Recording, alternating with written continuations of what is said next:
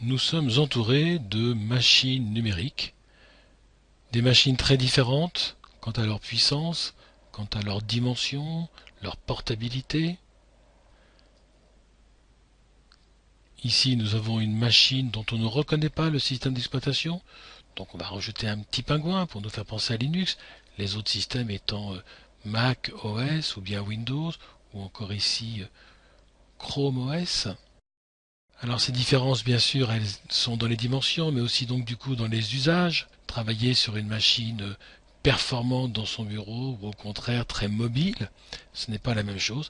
Mais souvent, on ne pense pas que ce qui fait vraiment la différence entre ces machines, eh bien, ce sont leurs systèmes d'exploitation. Ici, nous avons la famille Microsoft avec Windows, Windows Phone, un système d'exploitation qui marche sur PC, sur portable, sur tablette, sur téléphone.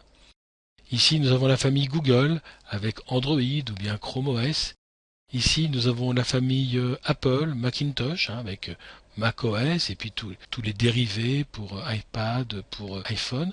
Et puis nous avons, celui-là j'entoure pas, c'est Linux, un système d'exploitation Linux qui n'appartient pas à une grande entreprise, donc on ne va pas l'entourer. On met juste le petit pingouin pour nous y faire penser. Alors bien sûr, quand on choisit, quand on va acheter, lorsqu'on fait un acte d'achat, on va choisir le matériel et donc effectivement les différents composants avec principalement le processeur et la mémoire. Aujourd'hui, on achète des machines avec au minimum 4 Go de mémoire. Des entrées-sorties, hein, c'est la carte graphique, qui va permettre effectivement de restituer une image de qualité.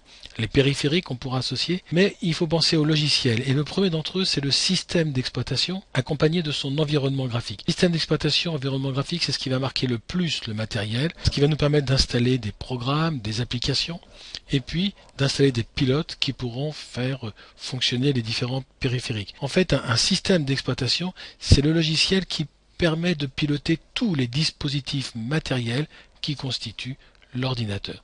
C'est l'élément essentiel du choix et effectivement, il aura des conséquences sur l'environnement économique dans lequel on va travailler.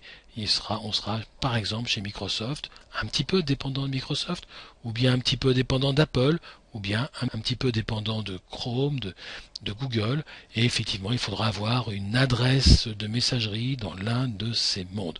Donc le système d'exploitation est sans doute le critère de choix le plus important dans un achat de matériel informatique.